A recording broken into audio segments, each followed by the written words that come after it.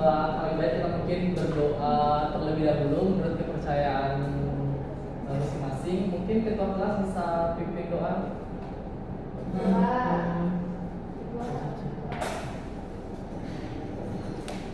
Baik teman-teman, sebelum melakukan kuliah atau bagi doa dimulai.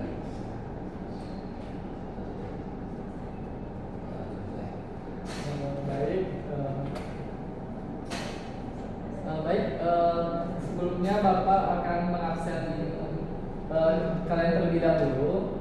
Bapak mau cek apakah ada yang libur mungkin atau hadir semua. Baik, yang pertama Dr. Rizky Ramadan. Hadir Pak. Ya, Rafael Prianta. Hadir Pak. Atika Ayu Ramawati. Hadir Pak. Dwi Puspita Putri. Ada Pak. Vivi Ismayati. Hadir Pak. Hari Wahyu Salman. Nadia Mustafela. Hadir Pak. Andi binti Nabila. Hadir Pak. Muhammad Rafiq Kulayat. Monika. Hadir Pak. Fadila. Hadir Pak. Christina. Baiklah, pembelajaran kita kali ini yaitu tentang sistem ekskresi, di mana tujuan pembelajaran kita yang pertama itu tentang menganalisis konsep dari ekskresi dan sistem ekskresi, kemudian menganalisis organ-organ penyusun ekskresi, kemudian mengetahui fungsi dari ginjal sebagai organ ekskresi, kemudian menganalisis struktur ginjal beserta fungsinya, dan menganalisis mekanisme pembentukan urin.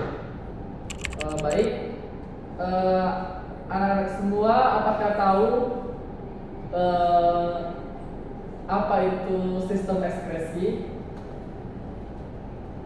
Ada yang tahu itu sistem ekskresi? Baik, pada Ayu. Menjawab Pak, sistem ekskresi itu pengeluaran dan sisa metabolisme yang tidak diperlukan oleh tubuh Pak. Ya, benar ya. Itu ada. Jadi sistem ekskresi ini adalah suatu sisa dari, misalnya contohnya apa yang kita makan atau apa yang kita minum, dan jika sudah masuk dalam tubuh dan sudah diproses, kemudian sisa-sisanya lagi yang tidak diperlukan akan dikeluarkan kembali. Seperti kita kalau buang air kecil ataupun buang air besar. Nah, kemudian organ-organ ekskresi pada manusia apa-apa aja? Ada yang tahu? Tahu Pak? Nah, apa Tiara? Ginjal Pak. Ginjal, kulit, hati. Sama paru-paru Ya, Pak. betul lagi ya. Betul ya. Nah, tapi yang kita bahas kali ini itu adalah tentang ginjal. Nah, ginjal, ada yang tahu apa itu ginjal? Jadi ginjal itu adalah organ utama yang berfungsi sebagai penyaring darah dalam tubuh dan tempat produksinya urin. Kemudian ciri-ciri ginjal itu terdiri dari sepasang, ada kiri dan kanan, kemudian berbentuk seperti kacang merah.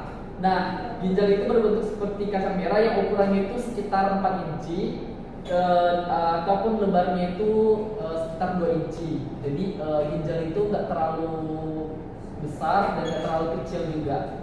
Nah, berat ginjal itu biasanya sekitar 0,5% dari berat badan. Terus terletak di sekitaran tengah punggung dengan satu di kedua sisi tulang punggung. Jadi ginjal itu ada di bawah sekitar tulang rusuk. Nah, kemudian kita masuk di bagian-bagian ginjal.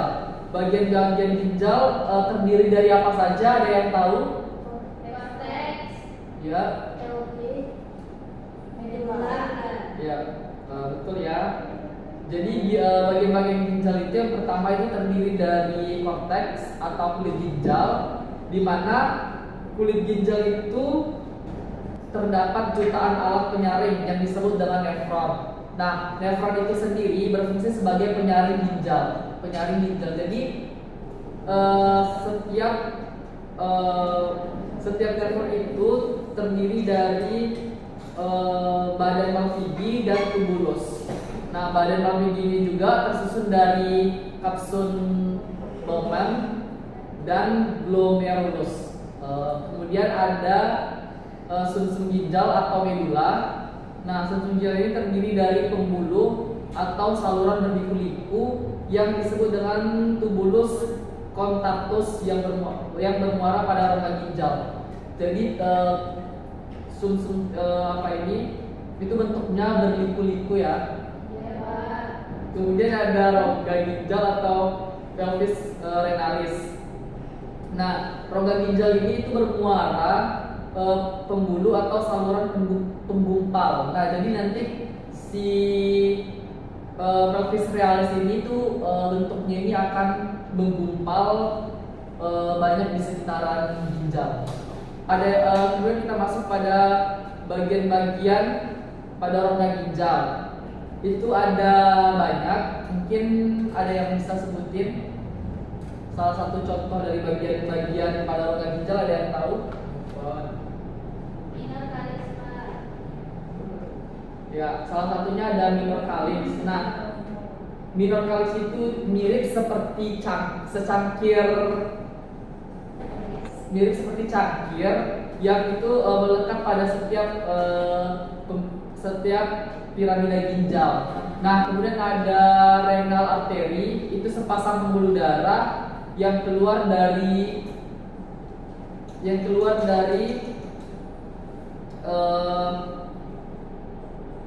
aorta abdominalis. Nah, masing-masingnya itu akan memberi makan ginjal dan kelenjar adrenal. Jadi masuk ke membahas tentang mekanisme pembentukan urin. Ada yang tahu mekanisme pembentukan urin bagaimana? Tidak, Pak. Baik, Bapak akan menjelaskan mekanisme untuk pembentukan urin. Yang pertama itu ada filtrasi. Ada yang tahu filtrasi itu apa? Penyaringan. Ya, jadi filtrasi itu adalah penyaringan. Dimana nanti sebelum ginjal ini melakukan tugasnya, terlebih dahulu harus dilakukan penyaringan pada glomeruli. Yang kedua itu ada reabsorpsi. Reabsorpsi. Ada yang tahu itu reabsorpsi? Penyerapan kembali Pak. Ya, penyerapan Kembali zat yang masih berguna bagi tubuh. Nah, jadi reabsorpsi ini adalah penyerapan kembali sisa-sisa zat yang mau dikeluarkan yang akan disalurkan lagi ke dalam tubuh. Yang ketiga itu ada augmentasi.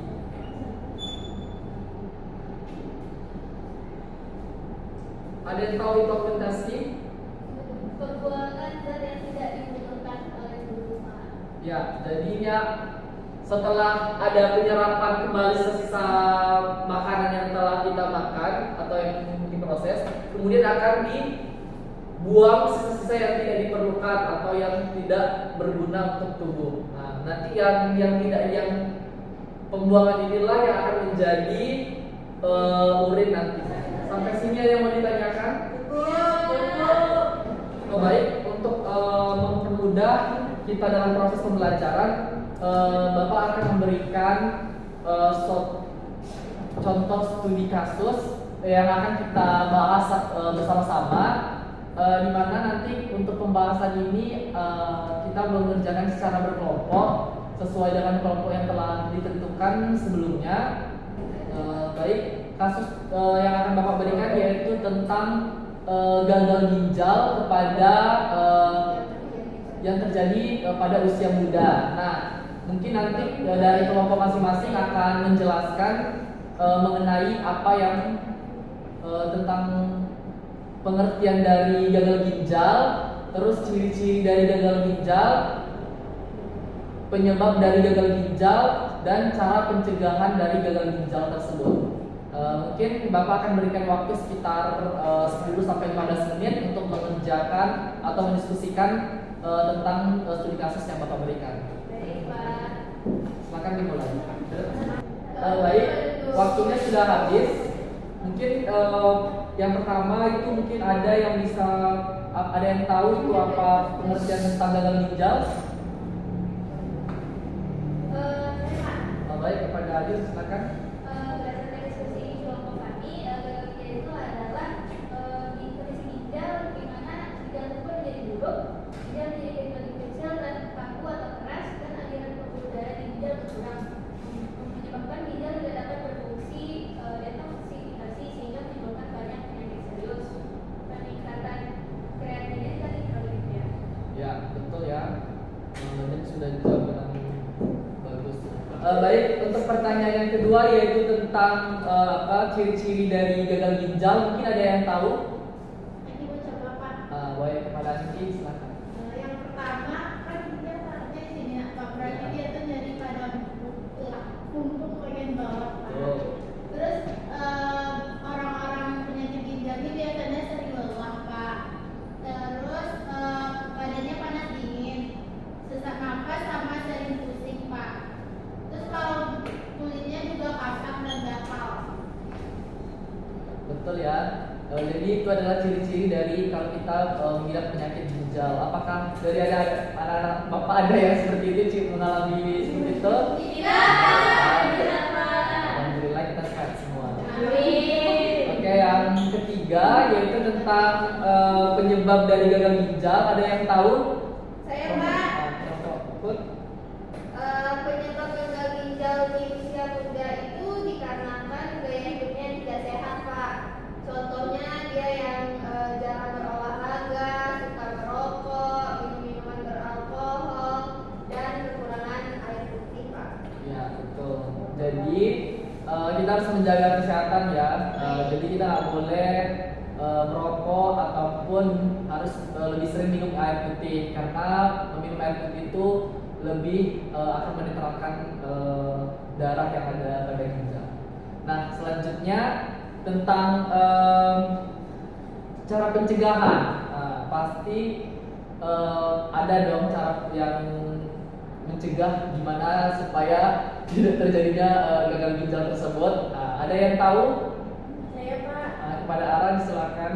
Ini berdasarkan diskusi kelompok kami ya Pak, untuk cara mengatasi atau mencegah terjadinya gagal ginjal itu yang pertama ada membatasi asupan gula sama asupan garam, kemudian memenuhi kebutuhan air putih yaitu 2 liter sehari, kemudian ada menghindari zat pengawet, perasan pewarna, menghindari minuman alkohol, menjaga tekanan darah tetap normal, kemudian menghindari merokok, dan bijak dalam meminum obat-obatan. Kalau dirasa tidak perlu minum obat, tidak usah minum obat. Kemudian ada rutin olahraga dan rutin periksa ginjal Pak.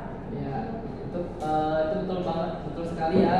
Jadi untuk mencegah ginjal itu seperti yang disampaikan tadi, tidak boleh merokok, harus banyak minum air putih, dan juga sering berkonsultasi ke dokter supaya mengecek ginjal kita, karena ginjal itu adalah satu organ dalam tubuh yang sangat berharga sekali. Oke. Kesimpulan baik, mungkin diskusi kita sudah selesai. Mungkin yang bisa kita simpulkan pada pembelajaran kita tentang sistem ekskresi kali ini yaitu bahwa sistem ekskresi itu adalah suatu sisa metabolisme di dalam tubuh yang akan dikeluarkan karena sudah tidak diperlukan lagi oleh tubuh, dan organ-organnya juga organ-organ dari sistem ekskresi itu ada ginjal, kulit, hati, paru-paru. Kemudian mekanisme dari ginjal itu ada filtrasi, ada reabsorpsi, dan ada augmentasi. Baik, mungkin sampai di situ dulu yang akan kita bahas. Mungkin akan kita bahas lagi minggu depan tentang pembelajaran sistem ekskresi yang lebih lanjut, lebih mendalam. Bapak mohon maaf atas kesalahan pada pembelajaran kali ini. Bapak sudahi dengan alhamdulillah. Kita mungkin bisa membaca alhamdulillah bersama-sama.